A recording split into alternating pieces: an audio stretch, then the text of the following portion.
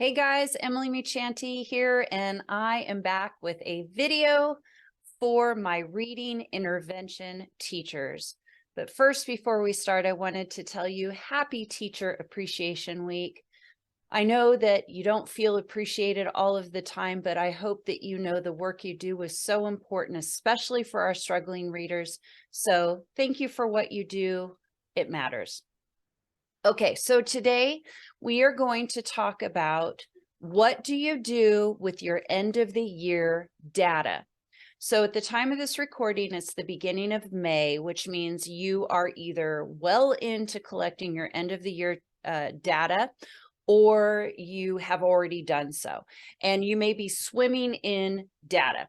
So what do you do with this in order to really make it work for you? And I want to talk about 5 things in particular that I think would help you as far as what to do with it. So first of all, we always focus on the positives, right? So start by looking for your wins. Let's find your successes. As you are going in and analyzing the data, can you see any trends that are really positive? Do you see any particular grade levels going way up in a certain skill, or a particular teacher that has made exceptional growth with their students? Do you see certain skill gaps that existed earlier and those are starting to close? Now, Acadience Learning has this really cool tool in their data reporting system called the Pathways of Progress. And what that allows you to do is to actually see kids and what type of progress they're making. Meaning, are they making average progress? Are they making below average progress? Above average progress? I think they use the term typical. So above typical, below typical, because sometimes even when we're working with our really low kids, they may not catch up to where they need to be with their grade level, but they might be making above typical progress or well above typical progress. And that can be really inspiring, because if they keep doing those things, that's how we catch kids up. So look for the wins. And once you find those and you can identify them, make sure that you are sharing those with your teachers. If you have been working with a particular student or two or however many that you and the teacher also are kind of focused on, and you see these amazing gains, share with the teacher. Remember, you may feel like a lone soldier and an island all into yourself, but really that teacher is sharing the work with you also with that student.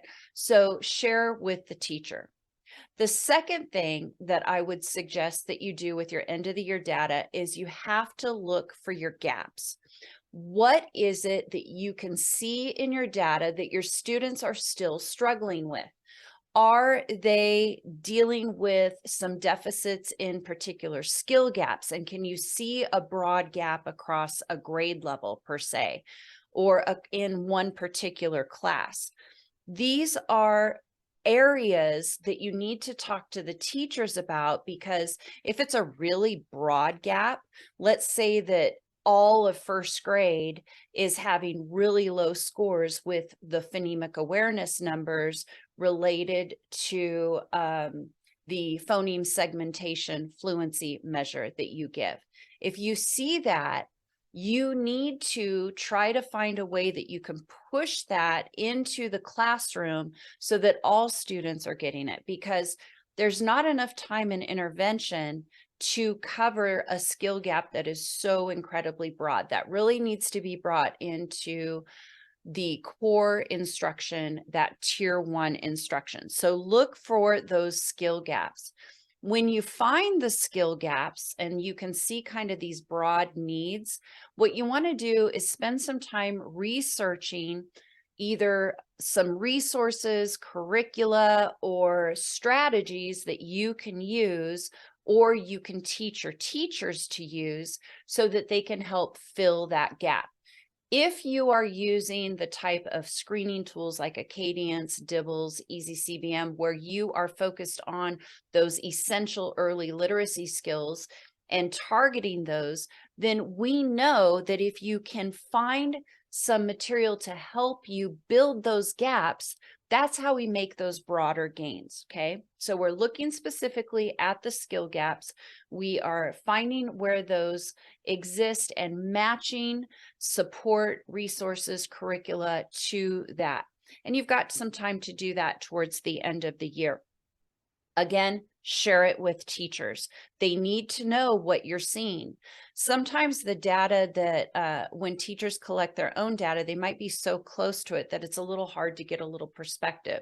So making sure that you are able to facilitate that conversation with your teachers regarding the areas that need improvement can be helpful. And you've got concrete numbers to support what's happening. You can't argue with data, right? I mean, it is what it is. Then the third thing that I want you to do with your end of the year data is I want you to take a look at your knowledge level. Now, if you are a new reading intervention teacher, you've got a lot to learn. This is a really big job with a lot of necessary knowledge and skills under your belt. So you have to look at the data and see, what did you do to help support that area of need, or what are you still lacking in as far as being well informed, knowledgeable, knowing what resources you can use.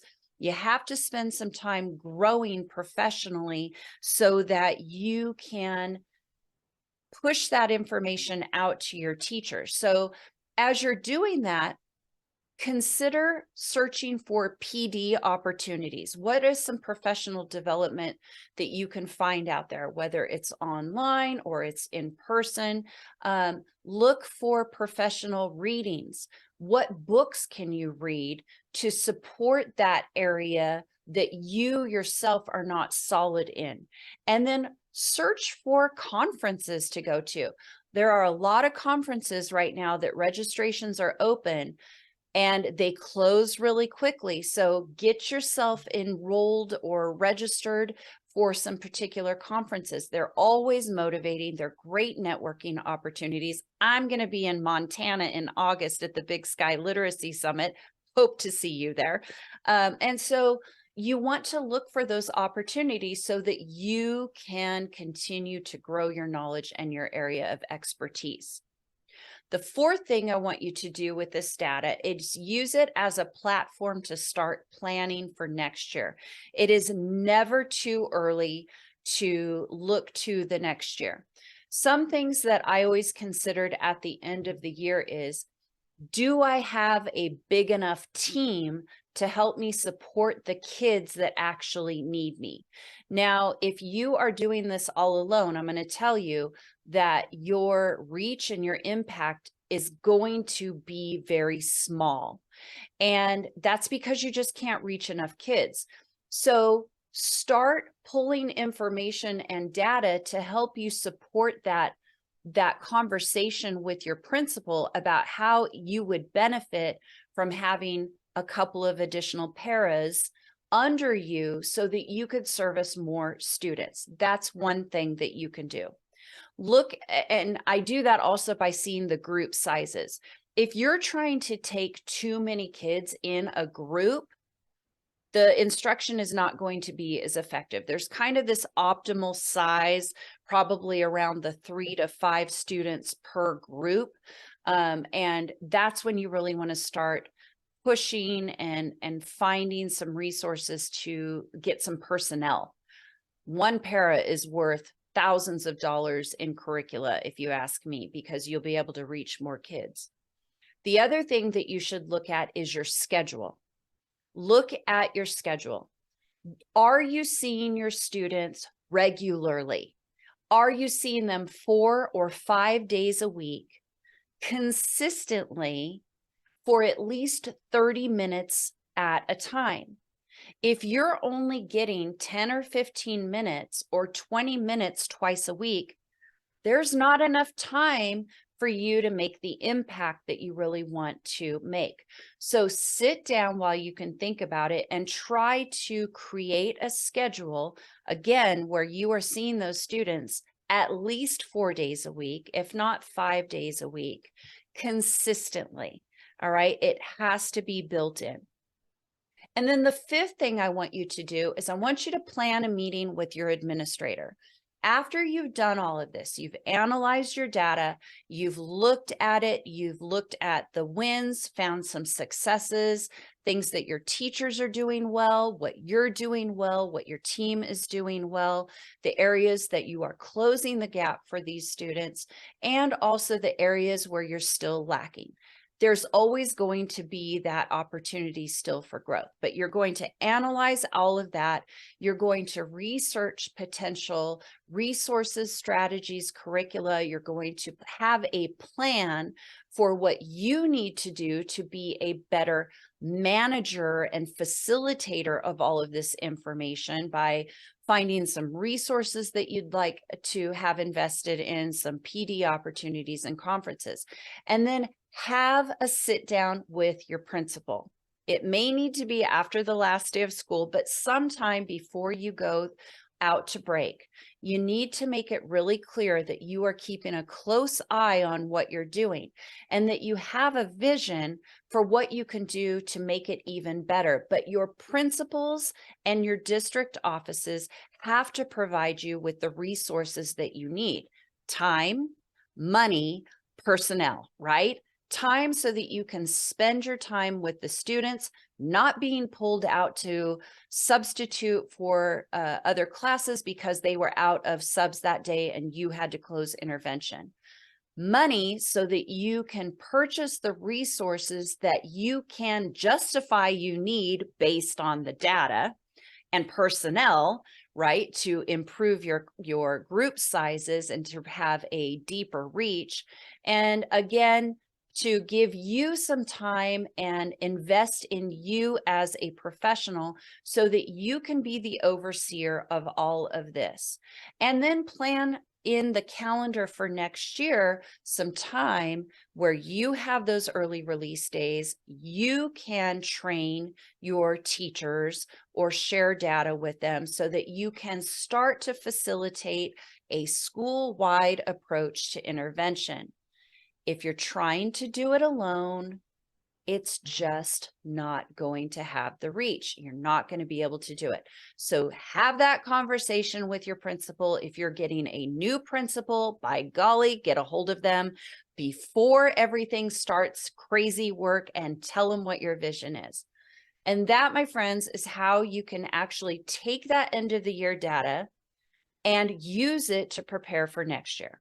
Our beginning of the year data and our middle of the year data helps us to formulate groups. We don't have to do that at end of the year. So we use this data for something else.